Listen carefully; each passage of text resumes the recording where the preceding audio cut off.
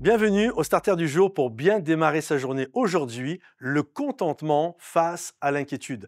L'apôtre Paul a dit cette phrase puissante: « J'ai appris à être heureux dans l'état dans lequel je me trouve. Je sais vivre dans l'abondance et je sais vivre dans la disette. » Et je crois que le contentement est une clé justement pour être content. Parce que quand nous sommes dans le contentement, nous apprenons à nous réjouir de ce que nous avons, de ce que Dieu nous a donné.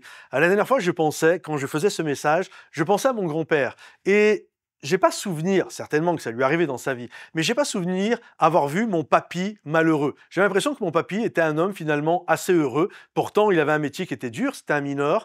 Et puis, c'était quelqu'un, le soir, il faisait son jardin. Il avait ses poules là, dans son poulailler. Il avait ses lapins, etc.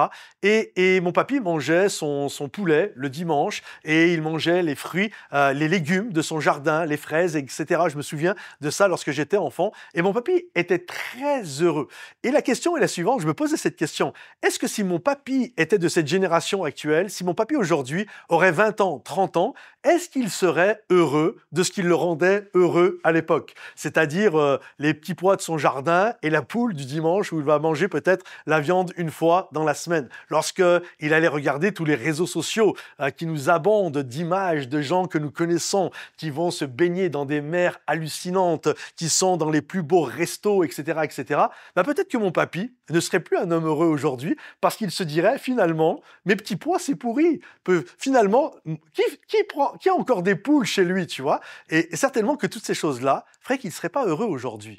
Mais il vivait à une époque où il ne savait pas tout ce que les autres avaient. Il voyait ce que lui, il avait. Il était en bonne santé. Il avait une épouse qui l'aimait. Il avait des enfants. Ça se passait bien. Il avait son poulailler. Il avait son jardin. Et il était heureux. Et je crois que parfois, il est bon de se couper. Le contentement, c'est ça aussi. J'ai appris à être content. J'ai appris à être heureux de ce que j'avais. Et je ne regarde pas ce que les autres ont. Tant mieux s'ils ont mieux que moi. Mais si tu regardes trop les autres et à tout ce qu'ils ont, puis de toute façon, ils vont jamais te montrer tout leur couac et leur raté, et quand il n'y a rien dans la casserole, et le soir, ils n'ont pas pu aller au resto, et quand ils sont embrouillés avec leur femme, etc. Et donc, c'est une vie fantasmée. Et si tu regardes simplement et tu apprends à te réjouir de ce que tu as, c'est une clé pour être heureux. Et si, je ne suis pas en train de prêcher contre les réseaux sociaux, j'ai des réseaux sociaux, mais c'est de toujours savoir faire la part des choses, de toujours savoir être équilibré dans ces choses-là pour ne pas se laisser happer. Apprenez. L'apôtre Paul dit « J'ai appris à être content ». Je suis dans l'abondance, je suis content. Je ne suis pas dans l'abondance, je suis dans la disette, je suis content quand même. Apprenez, parce que ma force, elle n'est pas dans les choses que je peux avoir, elle n'est pas dans ma 5e semaine de congé payé, elle n'est pas dans les bijoux. Non, non. En fait, ma force, je puise ma force par celui en qui je puis tout. Je la puise, c'est Jésus ma force. Et c'est en lui, c'est lui notre bonheur. C'est lui qui nous rend heureux. Alors, puisez votre force en Jésus. Que Dieu vous bénisse, que Dieu vous encourage, les amis. Pensez à liker, partager, commenter, abonnez-vous et à bientôt. Bye bye.